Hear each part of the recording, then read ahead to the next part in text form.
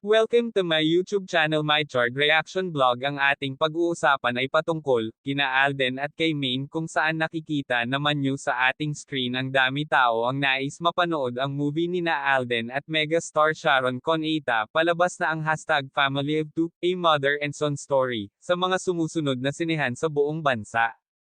Unahin na ang pamilya ngayong Pasko at sabay-sabay tayong manood. Swipe to CR Metro Manila Cinemas. Hashtag Family of Two Mother and Son Story now showing in ang 120 cinemas. Hashtag MMFF 2023.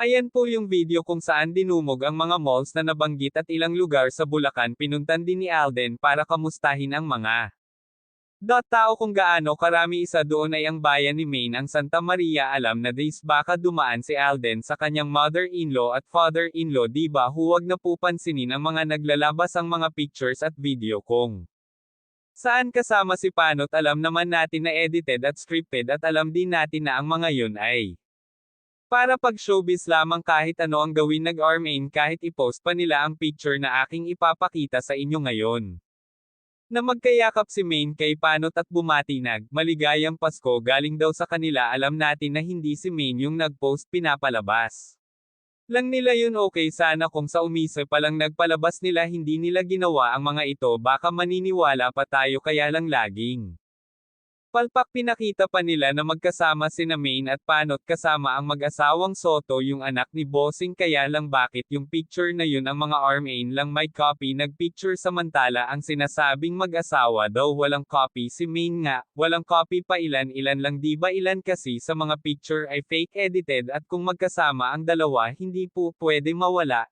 Ang scripted tulad nagpinost ni Maine sa Facebook niya at sa Instagram niya.